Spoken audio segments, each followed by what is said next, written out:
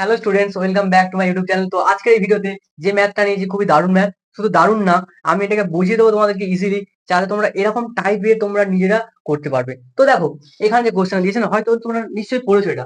তো আমি যেটা বোঝাবো সেটা হচ্ছে এরকম ট্রিকে। দেখো, 5,000-এর নিকটবর্তী মানে 5,000 নিশ্চয়ই কোনো একটা পূর্ণবর্গ সংখ্যার আগে আছে, আর একটার পরে আছে। ব্যাপারটা বোঝা যাচ্ছে না তো? আচ্ছা, তো বলো, 5,000 নিয়ে করলে অসুবিধা হচ্ছে? বলো তো, 5-এর নিকটবর্তী দুটো পূর্ণবর্গ সংখ্যা কোনটা? 5-এর নিকটবর্তী মানে 5-এর কাছাকাছি আছে। তো বলো, আমরা যদি পূর্ণবর্গ সংখ্যাকে একটা সংখ্যা রেখায় টানি, একটা রেখাতে দেখি, বলো পূর্ণবর্গ সংখ্যা কি পাবো? 0। 0-র পরে কি হয়? 1। তারপরে কি হয়? কিছু দূর গিয়ে হয় পাবো তোমার 4 পাবো পূর্ণবর্গ সংখ্যা। তারপরে কিছু দূর গিয়ে পাবো 9। তারপরে আমি চলতে থাকবে এরকম ভাবে 9, তারপরে 16 আছে। এগুলো তোমরা নিশ্চয়ই জানো। তো বলো, 5-এর পূর্ণ মানে 5-এর নিকটে কারা আছে? মানে 5টা নিশ্চয়ই এইরকম জায়গাতে আছে, নিশ্চয়ই 5। তার মানে বলো, যদি এইরকম জায়গাতে 5 থাকে, তার মানে 5-এর নিকটবর্তী পূর্ণবর্গ সংখ্যা কারা? নিকট বলতে কাছলে, মানে তোমার বোঝাচ্ছে কাছে কাছে, নেবারহুডে আছে, মানে কাছে আছে, নেবার, মানে তোমার বলতে পারো প্রতিবেশী, এরকম কিছু বোঝাচ্ছে। তো বলো, 5-এর প্রতিবেশী কারা? 5-এর প্রতিবেশী কারা মানে এইটা থেকে বলো। পূর্ণবর্গ দেখতে বলছি আমি। নর্মাল তোমরা বলে 5-এর প্রতিবেশী অন্য আরো সংখ্যা হতেই পারে, 6 বা এরকম কিছু বলতেই পারো। কিন্তু পূর্ণবর্গ রেসপেক্ট যদি বলি আমি, তাহলে বলো 5-এর প্রতিবেশী এখানে কারা দেখতে পাচ্ছ? 4 আর 9 কেনা। এবার দেখো, তোমরা তো দেখে বলে দিলে, আমি এবার গণিত সাহায্যে করি এটাকে। 5-এর কাছাকাছি যে এরা দুজন আছে, গণিতের সাহায্যে করি। দেখো, কিছুই না, যে আছে 5, তো বলেছে 5-এর কাছাকাছি পূর্ণবর্গ সংখ্যায়। তো 5 কে কি করবে? বর্গমূল করবে, ভাগফল দিয়ে বর্গমূল করবে। একটু বড় জায়গায় করি, ঠিক আছে? ছোট জায়গায় করছি না, একটু বড় জায়গায় করি, যাতে তোমাদের দেখতে ইজি হবে। তো যদি 5-এর বলে, যার বলবে তাকে কি করে বর্গমূল করবে। এখানেও করলে বাজে লাগছে, দাঁড়াও দাঁড়াও, আমি নিচে এখানে করি, এখানে 5। তো মাথায় দাগ দাও এটাকে। বলো, 5-এর যে ছোট বর্গ কারা আছে, কে আছে? 4। তার নিচে 4 বসাও। 4 কি করে তৈরি হয়? 2 দুগুণে আসলে 4 বিয়োগ 1। এখান থেকে আমরা কি বলতে পারি? এখান থেকে কি বলতে পারি? দেখো, লাস্টে খুব ছোট সংখ্যা চলে এসছে। তাই তুমি যদি এটাকে 2 দিয়ে করো, এখানে 2 এর দ্বিগুণ করে লেখো, আর ভাগ করতে পারবে না। তো এরকম ভাবে রেখে দাও। তো এখান থেকে কি বলতে পারি যে এই যে 5টা, এই 5টা 2 এর স্কয়ারের থেকে বড়, এই 2 এর বর্গের চেয়ে বড়, আর 3 এর বর্গের চেয়ে ছোট। এটা কি বলতে পারি? দেখো, 2 এর বর্গ করার পরে লাস্টে 1 বাঁচছে, সরি 1 বাঁচছে। তো 1 বাঁচছে যেহেতু, তার মানে নিশ্চয়ই 5টা 2 এর বর্গের চেয়ে একটু বেশি। কিন্তু এখানে যদি 2 না লিখে যদি 3 লেখা থাকতো, তার মানে কি বলতাম? মানে লেখা নেই তো। তার মানে কি বলছি?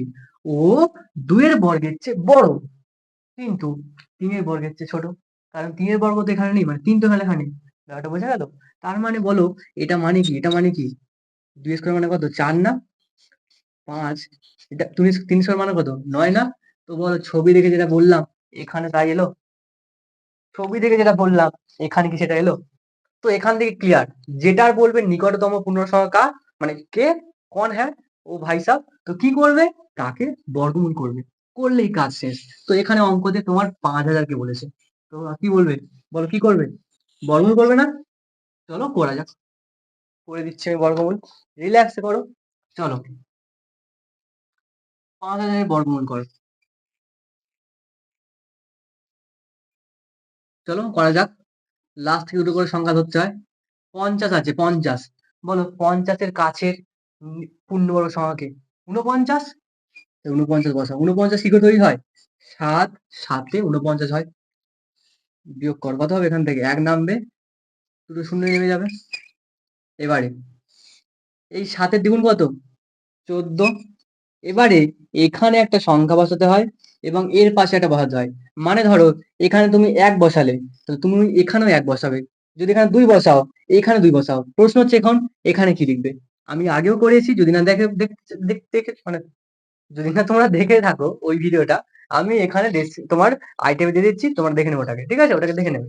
পুরো বর্গমূলের পুরো একদম এক্সপ্লেন পুরো ভালোভাবে করে দিয়েছে ওখানটায়। দুটো লেকচার আছে, দেখতে শুধু দেখে নেবে। আচ্ছা দেখো, তাহলে এখানটায় তোমরা দেখতে পাচ্ছ, যদি এখানে 1 বসাই, তার মানে এখানে 1 বসাতে হবে। যদি বসাই আমরা, মানে কত হবে? 1 4 1। এবার বলো, এখানে কি করতে হতো? এই যদি 1 বসে, তার মানে 1 দিয়ে গুণ করতে হবে না? যদি 2 বসাতাম, তাহলে 2 দিয়ে গুণ করতে হবে না? তো বলো যদি এখানে 1 বসাই তাহলে 1 দিয়ে গুণ করলে কত হয়? 141। বলো, এবারে বলো 100 র চেয়ে বড় হয়ে যাচ্ছে না 1 বসাতে? আমরা কি করতাম? এমন কিছু বসাতাম যাতে 100 র চেয়ে ছোট আসতো। কিন্তু 1 বসাতেও 100 র চেয়ে বড় হয়ে যাচ্ছে। তাহলে বলো ওখানে কি ব্যবহার করতে হবে? ওখানে কি ব্যবহার করতে হবে? নিশ্চয়ই 1 বসালে হবে না। শূন্য বসাতে হবে। মানে 1 এর চেয়ে ছোট। কারণ 1 এর চেয়ে ছোট তো অন্য কিছু বসানো যাবে না এখানটায়। শূন্য বসাতে হবে। তাহলে এখানে শূন্য বসাও, এখানেও শূন্য বসাও। আর শূন্য যদি বসেছি তাহলে এইটাকে শূন্যর সাথে গুণ করো। কত হবে? শূন্য। তাহলে বিয়োগ করলে কত হবে? 100। তো আবার যেহেতু রয়েছে আর পড়ছি না, এরম ভাবে চলবে। ঠিক আছে? এটাই চলবে এটা যেহেতু। তো তো এখান থেকে কি এটা লিখতে পারি? এখান থেকে কি এটা লিখতে পারি যে এটা ইমপ্লাই করে, এই জিনিসটা ইমপ্লাই করে মানে বোঝায় যে এই সংখ্যাটা 70 এর বর্গের চেয়ে বড়। যেহেতু এখানে লাস্টে বেঁচেছে 70 এর বর্গ পর্যন্ত গিয়ে লাস্টে কিন্তু বেঁচেছে। যদি এখানে 0 আসতো, যদি এখানে 0 আসতো তার মানে এটা 70 এর বর্গের সমান। যেহেতু এখানে বেশি হয়েছে, বেঁচেছে ভাগশেষে, তার মানে অবশ্যই 70 এর বর্গের চেয়ে বড়। তার মানে এ 70 এর বর্গের চেয়ে বড়। কিন্তু 71 এর বর্গ হচ্ছে ছোট।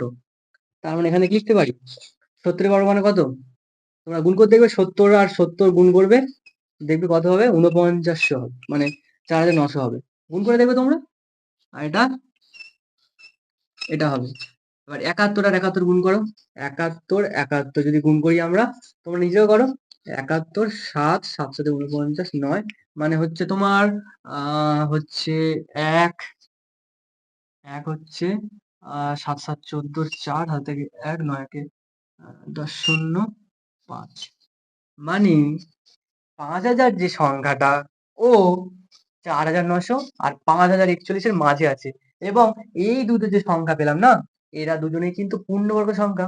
তার মানে বলো 5000 এর নিকটতম পূর্ণবর্গ সংখ্যা কারা? এরা দুজন। অতএব লিখে দাও। অতএব এই ভাষাটাই পুরো লিখে দাও। 5000 এর নিকটবর্তী পূর্ণবর্গ সংখ্যা হলো, বা সংখ্যা দুটি হলো, সংখ্যা দুটি হলো, কে কে বলো এখানটায়? 4900 আর এই পিক পিক করে যাচ্ছে খালি।